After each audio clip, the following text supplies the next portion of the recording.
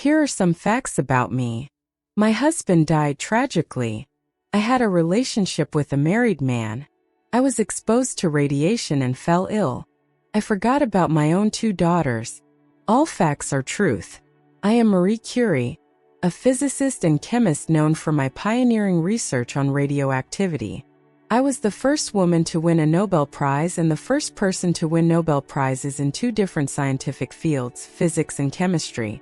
My work led to groundbreaking advancements in science, including the discovery of the elements polonium and radium, and laid the foundation for the development of cancer treatments.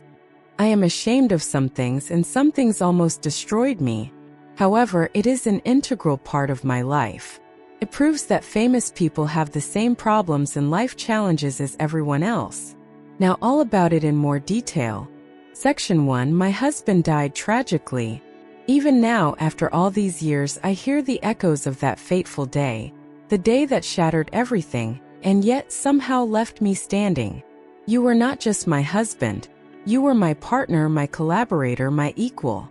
Together, we ventured into the unknown, seeking to unlock the mysteries of the universe. Our work on radium and polonium, which we discovered together, was a triumph, but you, Pierre, were the steady hand guiding me through it all. Your calm demeanor and intellectual brilliance were the foundation upon which we built our discoveries. Your presence, always so reassuring, was my anchor. That day, the day I lost you, began like any other. It was a cold, overcast morning. We had gone to the laboratory as usual, our minds focused on the experiments that lay ahead. I remember you kissed me goodbye as you always did, with a smile that carried a sense of peace and certainty. "See you later, my dear," you said, your voice soft, your words familiar, like the gentle hum of a lullaby. But how could I know that those words would be the last I would ever hear from you? Later, oh how later never came. It was on your way to the laboratory in the streets of Paris that you were struck by a carriage. A simple accident, one might think. But not for me, Pierre. It was not just an accident. It was the cruel hand of fate, snatching you from this world in an instant, just as we were on the brink of greater discoveries. You were taken from me, from our work, in a way that felt unnatural, a star falling from the sky, too quick, too cruel. How does one bear such a weight? How does one endure a sorrow so profound? A grief that crashes upon the heart like a tidal wave, threatening to drown everything in its path. At that moment, I thought I would drown. I thought my work would drown with me. How could I continue without you? You were the constant in my life, the one who understood my ambitions, my struggles, and my dreams. Without you, I felt as though I was lost at sea, directionless and overwhelmed. But the world, our world, did not stop. The laboratory where we had worked together remained, as did the momentum of our research. Science did not wait for my mourning. The world continued with its demands and expectations. The very work that had once filled me with joy now felt like an impossible burden. How could I go on?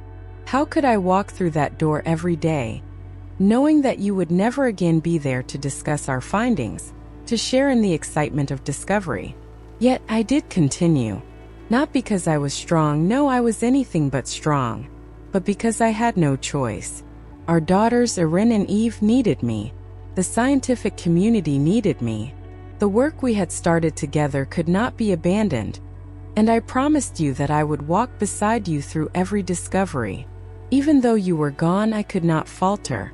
I could not collapse under the weight of grief, for there was so much left to do. Each day without you felt like a betrayal. How could I study, teach, and explain the mysteries of the universe to others when my own heart was unraveling? How could I bear the weight of our shared dreams without you by my side to make them a reality? And yet, I found the strength to keep going.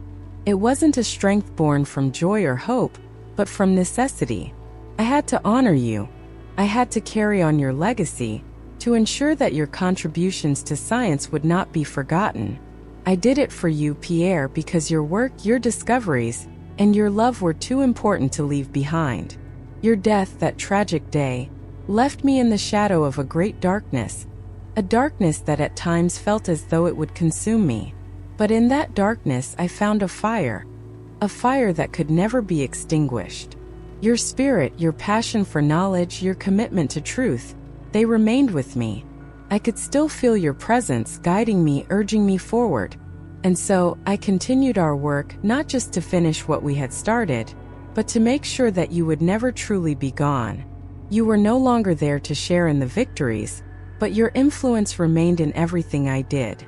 I remember the long hours in the lab, the endless research, and the breakthroughs that came after your death. But each achievement, each new discovery was bittersweet.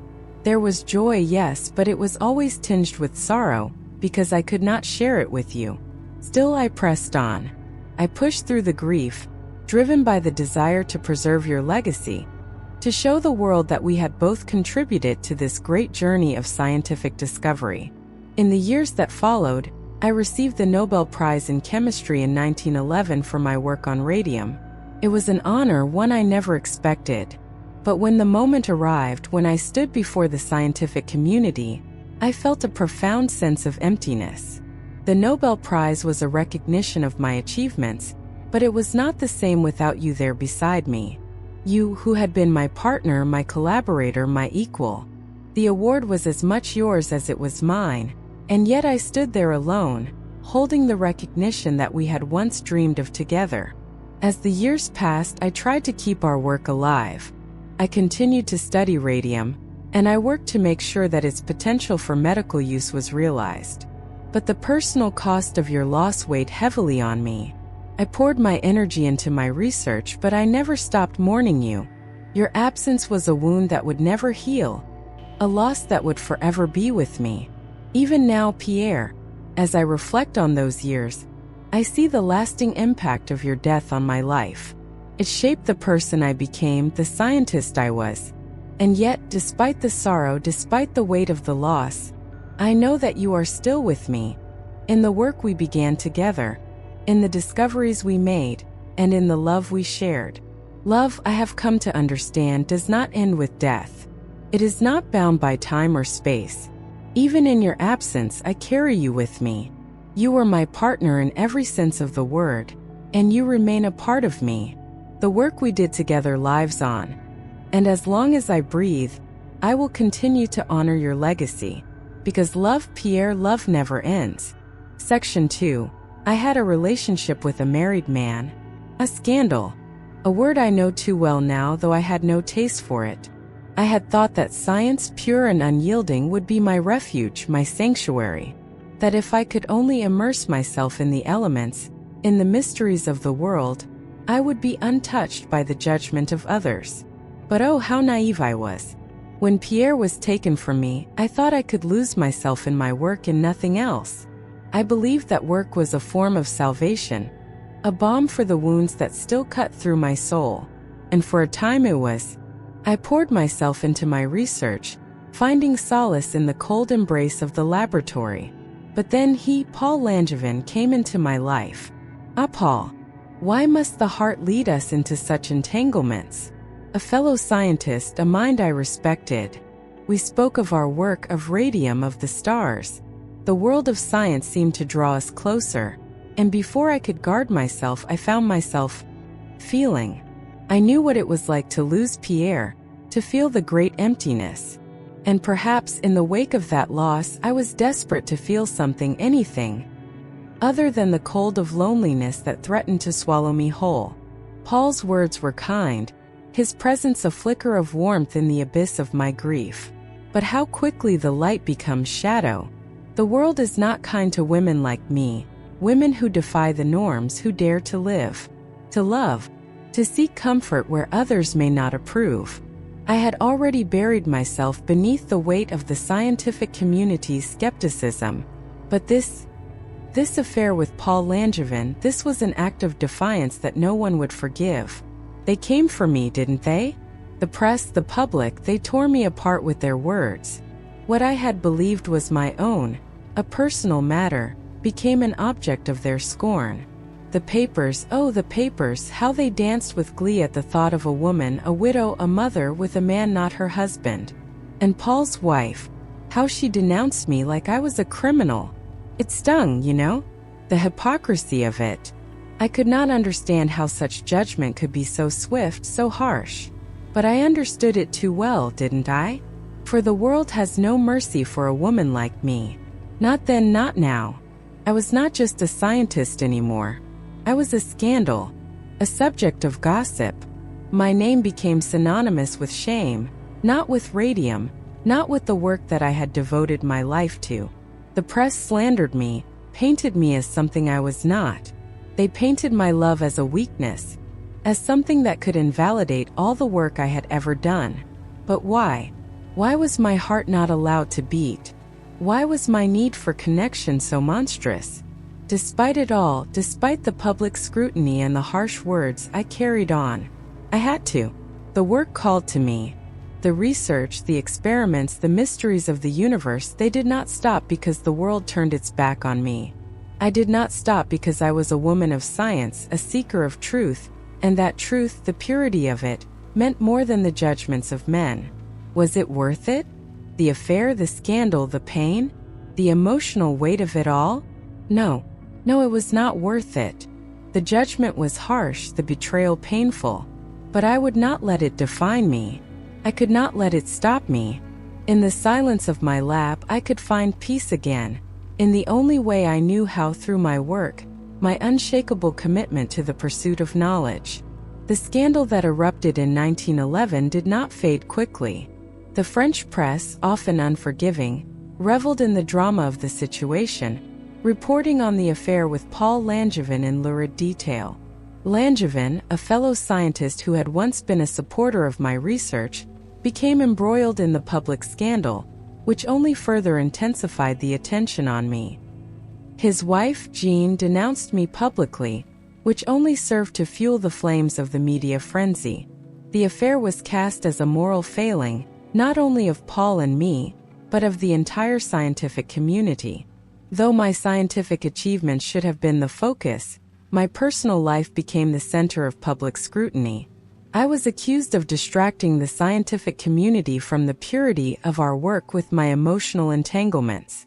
The press, most notably in France, painted me as a woman driven by passion, whose devotion to her work was overshadowed by a scandalous affair. They saw my relationship with Langevin as a threat to the very idea of a woman in science, especially a widow and mother, who had already defied the expectations placed on women of her time. But my research, my commitment to science, could not be overshadowed. Despite the media storm, I continued my work on radium, and my efforts in the field of radioactivity were far from over.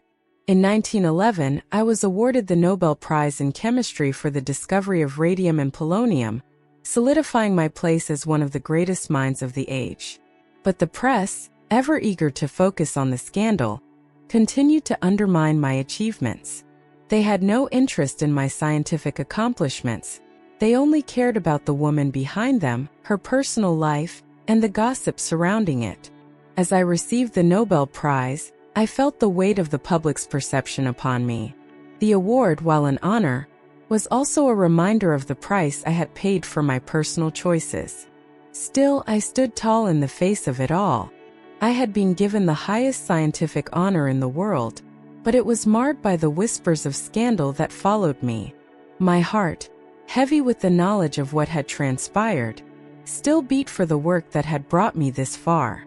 Through all the adversity, I learned that science does not care for scandal. It does not care for gossip. It only cares for what is real, what is true. And that is what I have given the world. My contributions to the understanding of radioactivity and the discovery of radium and polonium were groundbreaking. These elements have had far-reaching implications in fields as diverse as medicine, industry, and physics. Despite the public disgrace, I was able to leave a legacy that could not be undone by the scandal. My work was not diminished by the media frenzy.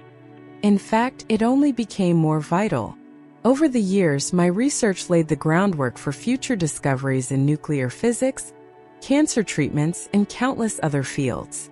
Radium, in particular, would go on to revolutionize medical treatments for cancer, though its use was not without its dangers, as the full extent of radium's health effects would only become clear much later. My life was marked by more than just the discoveries I made in the laboratory. It was marked by my resilience, my determination, and my ability to rise above the judgments of the world. I was a woman who dared to love, to feel, and to live despite the consequences. And though I was vilified in the press, my work, my science, spoke for itself. In the end, I did not let scandal define me. I was a scientist, a pioneer, and a woman whose legacy will continue long after the whispers of the past have faded. What matters is not the gossip, not the judgments of others, but the truth I sought and the contributions I made to our understanding of the world. That is what I will leave behind. And that, in the end, is all that truly matters. Section 3. I was exposed to radiation and fell ill. You may wonder, was it worth it? This relentless pursuit of knowledge, this burning desire to uncover what lay hidden in the very fabric of the universe. I often ask myself the same question. When I first laid my hands upon the elements, radium, polonium, I did not know what they would do to me. No one did.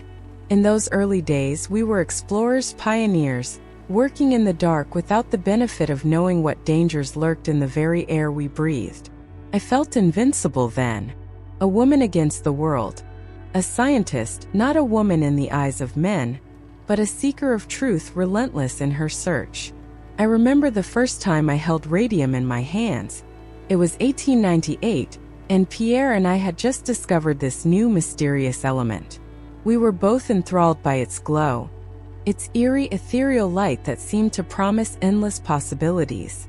The world of science at that moment seemed wide open to us. I believed that the work we were doing could unlock the deepest secrets of the universe. We were on the cusp of something monumental. I thought that the pursuit of knowledge would be enough to shield me from everything else. But oh, how foolish we were. The hours, the nights spent in my laboratory, there was no time for rest, no room for hesitation. I could not stop. How could I? Each experiment, each discovery, was like a whisper from the unknown calling me deeper into the void. The radium glowed like a secret, a treasure that only I had the courage to touch. It called to me, and I listened with all my heart. I would work tirelessly, for I was chasing something greater than myself, something eternal. We worked with little regard for the potential dangers. At first, radium seemed harmless, even beautiful, but it was poison in disguise. We did not know then that radiation exposure could be deadly. There was no understanding of the long-term effects, no safety protocols in place. I never imagined that the very elements we sought to understand would one day claim me. But the scientific community, with its thirst for discovery, was in its infancy when it came to understanding radiation. In 1903, I was awarded the Nobel Prize in Physics alongside Pierre and Henri Becquerel for our discovery of radiation. It was an honor that validated our work, but it also deepened my sense of responsibility. The world was watching, and I was determined to continue. But that pursuit, the constant drive to understand and explore, took its toll. I did not understand the cost then. How could I? I was too consumed with the work to notice the poison seeping into my veins. The signs were subtle at first. Fatigue, bruises, and a general sense of weakness. But I dismissed them. After all, I was accustomed to exhaustion from long nights in the lab. Yet, as time passed, the symptoms worsened. The bruises became more frequent, and I began to feel a constant weariness that I could not shake off. I still did not understand what was happening to me. I had always thought myself invincible, too focused on the work to take notice of the toll it was taking. But by the 1920s, I began to realize that something was terribly wrong. The exhaustion, the pain, the unexplained ailments, these were signs of something deeper, something irreversible. In 1934, I was diagnosed with aplastic anemia, a condition caused by the radiation exposure that had gradually damaged my bone marrow. Aplastic anemia is a rare and life-threatening condition that leads to a failure of the bone marrow to produce blood cells. It was a cruel irony that the very discoveries I had made, discoveries that had the potential to revolutionize medicine, would eventually be the cause of my downfall. I spent the last years of my life battling the disease, knowing that the radiation I had worked with so freely would be the thing that claimed my life. How I wish I had known. How I wish I had understood the risks.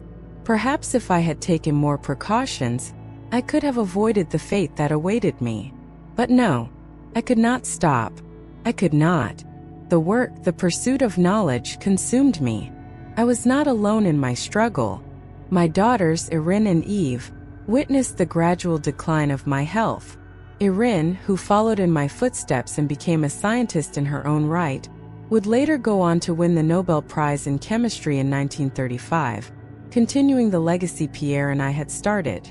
She too worked with radiation, but she was more aware of the dangers. The next generation of scientists learned from the mistakes of the past, implementing safety measures that I had not known to take. But what of the cost? The cost of this pursuit of truth? What good is knowledge if it destroys the one who seeks it? I gave all I had to science, my body, my soul, and in return it took away the very life I had once known. My health deteriorated rapidly as I continued to battle the effects of radiation. I spent the last years of my life in and out of hospitals, but by the time I died on July 4, 1934, it was too late. The toll of my years in the lab had left me a shadow of the woman I once was. Yet, even as my body failed me, I held on to the belief that what we had uncovered, the discoveries we had made, were worth it. Radium and polonium, these elements were not just curiosities. They opened the doors to the world of nuclear physics and medicine. The discoveries we made have had profound implications, leading to advances in cancer treatment and the understanding of atomic energy. But at what cost? I hope that others will learn from my mistakes, that they will not fall into the same traps I did. Science is a beautiful, terrible thing. It can heal and it can harm. It can save the world or it can take everything from you. The world of science has changed in the years since my death. It is now much more aware of the risks of radiation, thanks in part to the lessons learned from the early days of radioactivity. But it is worth it, isn't it? Because the light we seek, no matter how dangerous, will always guide us through the darkness. Our discoveries, our quest for knowledge, will endure long after we are gone. The work we did will outlive us. That, I believe, is the true legacy of science. As I sit here now, reflecting on the years of my life and the choices I made, I find solace in the fact that I left something behind, something that will continue to shape the world for generations to come. My body may fade, but my work will carry on. And that, in the end, is all that truly matters. Section 4. I forgot about my own 2 daughters. You may look at me, and you may see the scientist, the woman who discovered radium, who defied the world, who won honors that no one thought a woman could win. Yes, I am that woman. And yet, there is another side to me, a side that I seldom speak of, for it is a burden I carry quietly in the depths of my heart. It is the shadow I cast with every triumph, the silence that followed every breakthrough.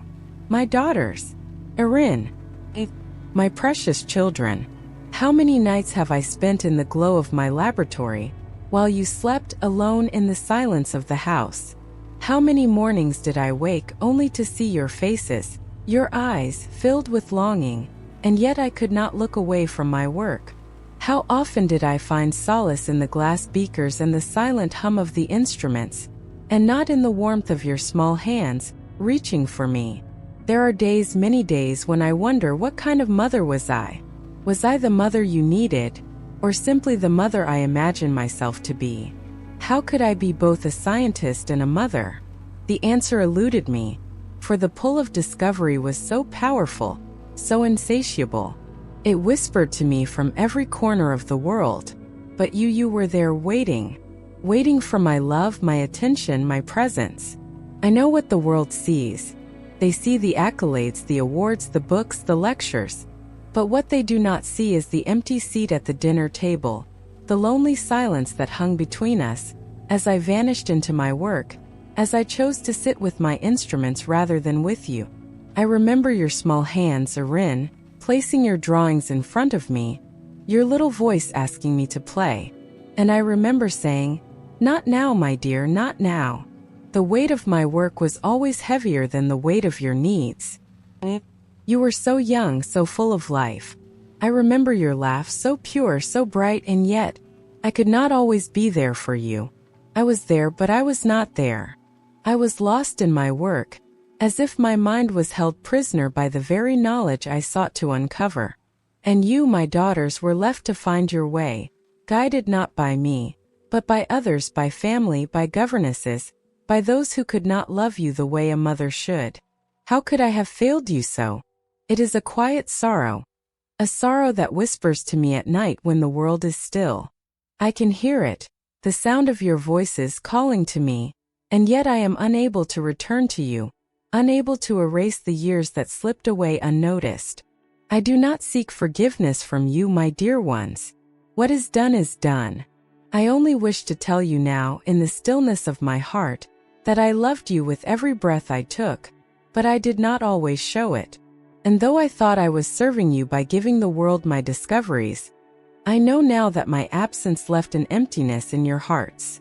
The truth is, the science I pursued was never as important as the moments we could have shared. The laughter, the love, the bonds of a mother and her children. Erin, you became the scientist I had dreamed to be, but you were always my daughter first. And Eve, you walked a different path, but your grace and understanding shone through. I see now that you too have carried the weight of my choices. Oh, how I wish I could turn back time, that I could have been the mother I should have been, present, attentive, not lost in the world of atoms and radiation, but in the world of your smiles, your tears, your lives. But the work, it calls to me, and I must answer. Erin, you grew up to become a brilliant scientist in your own right. You followed in my footsteps, discovering radium's application in cancer treatment, and later won the Nobel Prize in Chemistry in 1935 for your work on artificial radioactivity. I am proud of all that you accomplished, but I often wonder if I had been a more present mother, perhaps you would have had more moments of joy in the company of a mother who was not lost in the laboratory, whose thoughts were not consumed by radioactive elements and scientific puzzles. Eve, my youngest, you chose a different path. You became a writer, documenting the struggles of your family, and you bore the burden of my choices with more grace than I could have imagined. You once wrote that you felt the void of my absence, but I also know that you understood, in some deep way, that the pursuit of knowledge was my life's calling. You went on to raise your own family, and perhaps in doing so, you found the balance between the personal and the professional that I could never quite manage. But even now, when I think of you both, I wonder, was it worth it? Was all my sacrifice worth the legacy I left behind? I gave up so much for science, my health, my family, my presence in your lives, but the discoveries we made were unprecedented. In 1903, Pierre and I shared the Nobel Prize in Physics for our work on radioactivity, and I became the first woman to receive a Nobel. Later, in 1911, I became the first person to win 2 Nobel Prizes, this time in chemistry, for my discovery of radium and polonium.